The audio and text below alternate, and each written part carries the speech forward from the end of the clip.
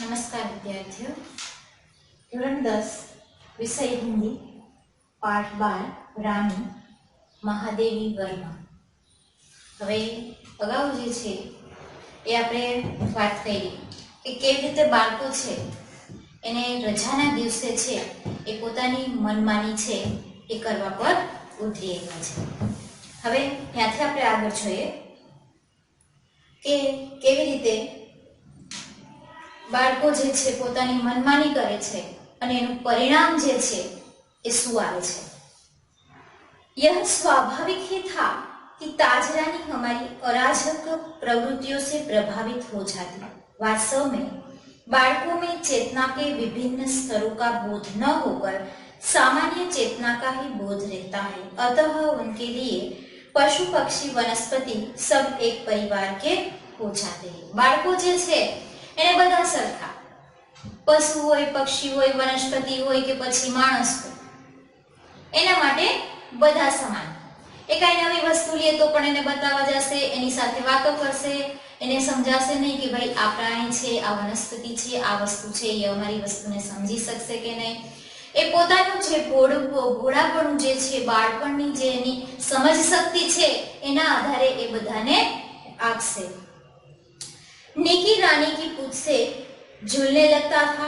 रोजी इच्छानुसार उनकी गर्दन पर उछलकर चढ़ती और नीचे कूदती थी और हम सब उनकी पीठ पर ऐसे गर्व से बैठते थे मानो मयूर सिंहासन आसीन हो।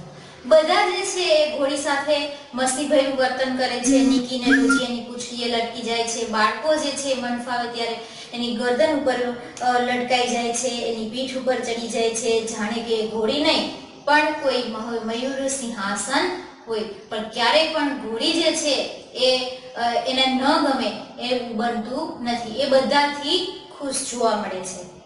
रानी हम सबकी शक्ति और दुर्बलता जानती थी। उनकी नंगी पीठ पर अयाल पकड़कर बैठने वालों को वह दिल की चाल से इधर उधर घुमाकर संतुष्ट कर देती थी। परंतु एक बार मेरे बैठ जाने पर भाई ने अपने हाथ की पतली संडी उनके पैरों पर मार दी। चोट लगने की संभावना ही नहीं थी, परंतु इससे न जाने इनका स्वाभिमान आहत हो गया। कोई दुखद स्मृति उभर आई। वह ऐसे वेग से भागी मानो सड़क, पेड़, नदी, नाले सब उसे पकड़कर बांध का संकल्प किए हो। હવે ઘોડી જે છે એ બધાને ઓળખે છે।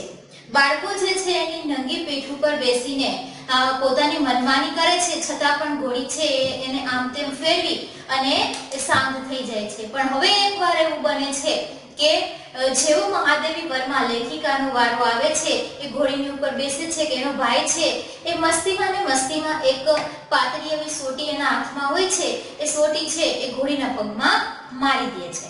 હવે ન જાણે શું થયું, ઘોડીને કઈ એટલી નાનકડી એવી જે સોટી લાગવાથી કોઈ મોટી ચોટ તો લાગવાની નથી, પણ એના આત્મસન્માનને ઠેસ પહોંચે છે, અથવા તો કોઈ એવી ઘટના જે છે એની સાથે બની હોય, એ સ્મૃતિ છે એ એને સામે આવી ગઈ હોય કે જે કાંઈ બન્યું હોય, પણ ઘોડી જે છે એ સોંટી વાગવાથી એટલી બધી દોડે છે, એટલા વેગથી ભાગે છે કે મહાદેવી વર્મા જે છે એની ઉપર બેસેલી છે એ પોતે પોતાનું જે અત્યાર સુધી પોતે છે એ એની ઉપર બેસી શકે છે। હવે પોતાનું જે આત્મસન્માન છે ઘોડી ખોઈ બેસી ભાગી છે એટલે પોતે છે પોતાનું બેલેન્સ ખોઈ બેસે છે। પોતાનું બેલેન્સ ખોઈ બેસે એટલે શું થાય તો કે ઘોડી ઉપરથી નીચે પડી જાય। कुछ दूर मैंने अपने आप को उड़न खंडोर पर संभाला, परंतु गिरना तो निश्चित था। मेरे गिरते ही रानी मानव अतीत से वर्तमान में लौट आई और इसने इस प्रकार निश्चल खड़ी हो गई जिसे पश्चाताप की प्रशर प्रतिमा हो। પોતે જે છે કે લેખિકા પોતાની જાતને સંભાળવાની કોશિશ કરે છે, પણ કેટલી વાર ઘોડીની એટલી બધી ગતિ છે કે પોતે પોતાની જાતને સંભાળી શકતી નથી, એટલે શું થાય છે તો કે નીચે પડી જાય છે। અને જેવી લેખિકા નીચે પડે છે કે વર્તમાનમાંથી પોતે જે ઘોડી જે છે એને ભાન આવી જાય છે કે ભાઈ મારાથી કઈ ભૂલ થઈ છે, એટલે પોતે એટલા વેગ સાથે દોડતી હોવા છતાં પણ ત્યાં ને ત્યાં ઊભી રહી જાય છે। साथियों की खींच पुकार से सब दौड़े और फिर बहुत दिनों तक मुझे बिछाने पर रहना पड़ा। स्वस्थ होकर रानी के पास जाने पर वह ऐसी करुणा पश्चाताप भरी दृष्टि से मुझे देखकर हिनहिनाने लगी कि मेरे आंसू आ गए। હવે જ્યારે આ રાણીની ઉપરથી મહાદેવી વર્મા છે એ નીચે પડે છે કે તરત જ બાળકો એના મિત્રો જે છે એ રાડો પાડવા માંડે છે, એટલે ઘરના બધા દોડી આવે છે। ઘોડી પણ ત્યાં જ સ્થિર થઈ જાય છે। પછી તો કહે છે કે ભાઈ પડી એટલે કાંઈ એમને એમ તો ઊભા થવાનું હોય નહીં, થોડી ઘણી તો ચોટ લાગવાની જ છે। એટલે કહે છે કે મહિનાઓ સુધી મને ખાટલો આવે છે અને પછી હું સ્વસ્થ થઈને જ્યારે ઘોડીની સામે જાઉં છું ત્યારે એ જાણે કે પશ્ચાતાપની મૂર્તિ હોય અને બહુ મોટી ભૂલ કરી હોય એવી રીતે મારી સામે જોઈ રહે છે અને હણહણવા લાગે છે, જાણે કે એ માફી માંગતી હોય। एक बार भाई के जन्मदिन पर नानी ने उसके लिए सोने के कड़े भेजे थे। सामान्य हम कोई भी नया कपड़ा या आभूषण पहनकर रानी को दिखाने अवश्य जाते थे। सुंदर छोटे छोटे से मुख वाले कड़े पहनकर भाई भी रानी को दिखाने गया और न जाने किन प्रेरणा से हम दोनों कड़े उतार कर खड़े सतर्क कानों में वलय की तरह पहनाया। હવે શું થાય છે તો કે ભાઈનો જન્મદિવસ હોય એટલે એના નાની માં છે સોનાના કડા એને ગિફ્ટમાં મોકલાવે છે। એટલે ઘરમાં કોઈ પણ બાળકો માટે નવી વસ્તુ આવે છે એટલે તરત શું કરે છે તો કે ઘોડીને બતાવવા, તાજ રાણીને બતાવવા જાય છે। એવી જ રીતે આ જે કડા છે એ પહેરી અને તરત જ એનો ભાઈ છે એ તાજ રાણીને બતાવવા જાય છે। હવે ત્યાં જાય છે અને રમત રમતમાં એ બે કડા પોતાના હાથમાંથી ઉતારી અને રાણીના બે કાનમાં જે છે એ કડા પહેરાવી દે છે। હવે પછી તો એ રમતા રમતા બાળકો છે એટલે ભૂલાઈ જાય છે અને અહીંયાથી જતા રહે છે। फिर हम सब खेल में कड़ों की बात भूल गए। संध्या का समय भाई के कड़े रहित हाथ देखकर जब माँ ने पूछताछ की तब खोज आरंभ हुई, पर कहीं भी कड़ों का पता नहीं चला। સાંજનો સમય થાય છે, બાળકો ઘરે જાય છે અને માં છે હાથમાં છે કડા જોતા નથી એટલે તરત પૂછે છે કે ભાઈ તારા કડા ક્યાં?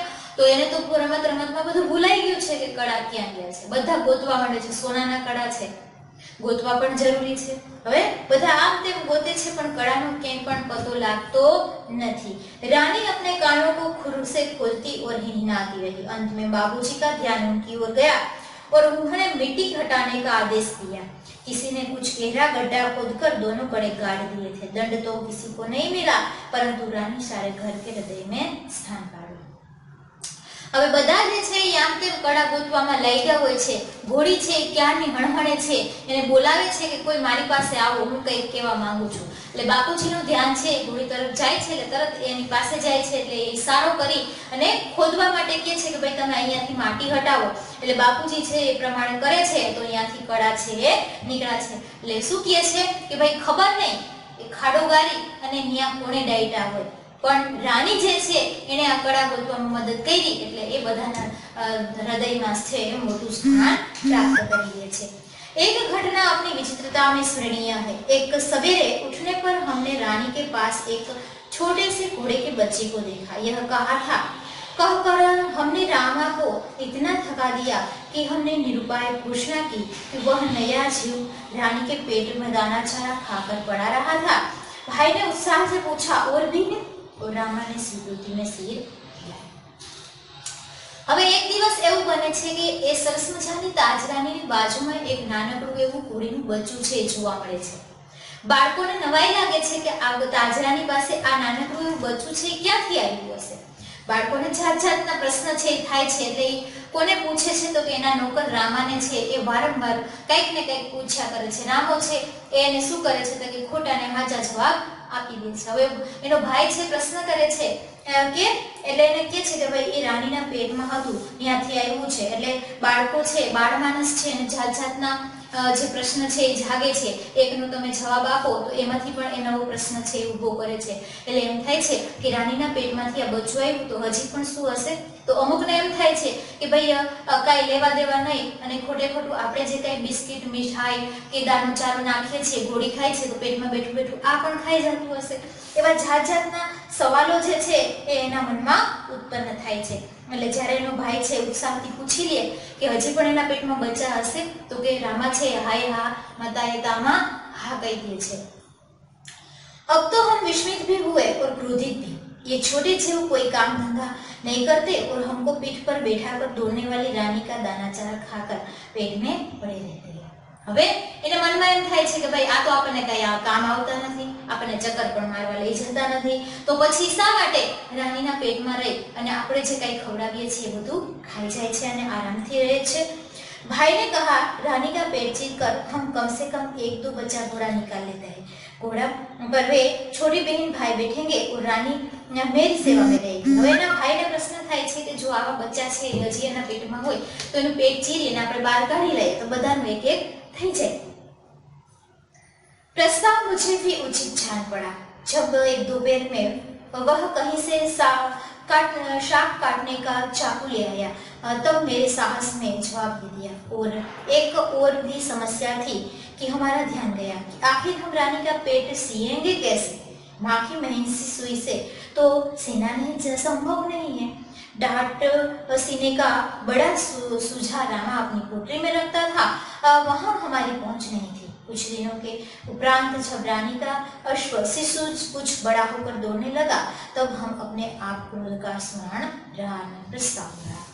હવે શું થાય છે તો કે ભાઈ એને પ્રશ્ન થાય છે કે ચાલો આપણે એના પેટમાંથી બીજું બચ્ચું કાઢી લઈએ। એટલે શાક સુધારવાનું જે ચાકુ હોય એના હાથમાં એક દિવસ આવી જાય છે, એટલે બધા નક્કી કરે કે હાલો આનાથી આપણે એનું પેટ ચીરી અને બચ્ચું છે એ કાઢી લઈએ।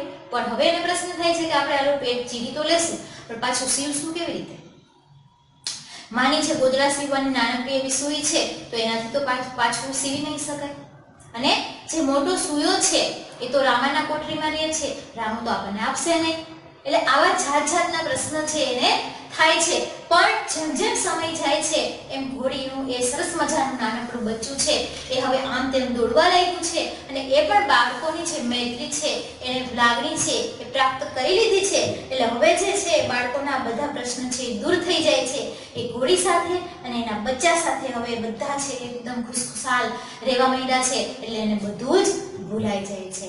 એટલે કહેવાય છે કે ભાઈ અમુક જે છે એને પ્રાણીઓ પ્રત્યે ખૂબ વધારે જ પ્રેમ હોય, તો મહાદેવી વર્મા પણ એમાંની જ છે કે જેને પ્રાણીઓ પ્રત્યે ખૂબ જ પ્રેમ અને લાગણી છે એ રહેલા જોવા મળે છે। અહીંયા જે છે એ આપણો આ પાઠ પૂરો થાય છે। આગળનું જે છે એ આપણે આગળના પીરિયડમાં કરશું। આ પાઠનું સ્વાધ્યાય છે એ આપણે બાકી નોટમાં લખવાનું રહેશે।